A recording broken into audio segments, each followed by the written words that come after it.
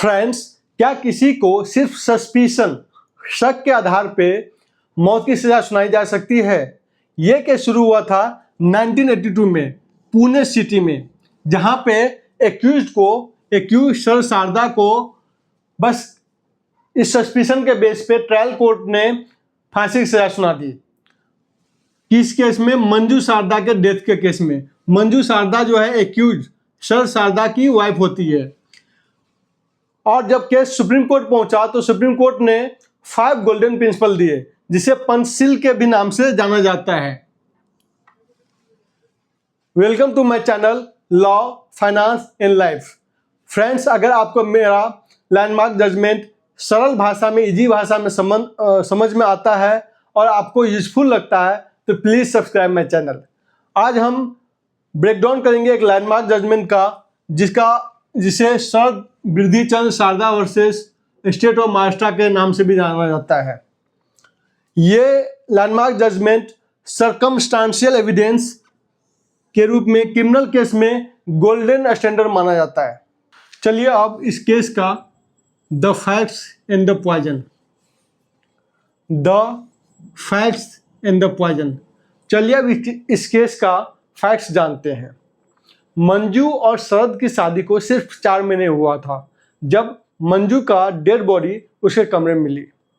Postmortem का report आया तो वजह निकली potassium cyanide poisoning.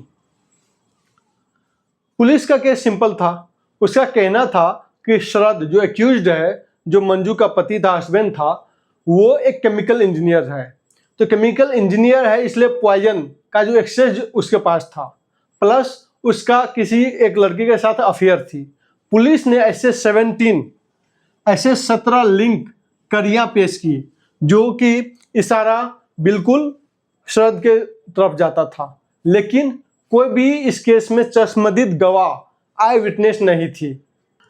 The mystery of letters, section 32 dying declaration. यहां पे इस केस का एक बड़ा मोड़ आता है, मंजू के लिखे हुए लेटर्स। मंजू ने अपने डेथ के पहले कुछ लेटर्स अपने फैमिली को लिखे हुए थे, जिसमें उन्होंने अपनी तकलीफ, अपने मैरिटल प्रॉब्लम का जिक्र किया था। लेकिन लॉ का यहाँ एक टेक्निकल पॉइंट आता है, section 32 of Indian evidence act. Prosecution का कहना था कि ये लेटर्स डाइंग डिक्लेरेशन है। सुप्रीम कोर्ट ने रूल सेट किया कि सेक्शन 32 सिर्फ मौत के पहले के बातों तक सीमित नहीं है। अगर लेटर डेथ के ट्रांजेक्शन का हिस्सा है तो वो वैलिड है। लेकिन यहाँ पे ट्विस्ट ये था कि ये लेटर से सिर्फ होता है कि मंजू दुखी थी। ये प्रूव नहीं होता कि शरद ने ही जहर दिया था। तो यहाँ पे मोटिव तो प्रूव होता है, लेकिन ये मर्डर का सबूत नहीं। The Panchsheel principles, 5 golden principle, जिसे पंचशील प्रिंसिपल के नाम से जानते हैं।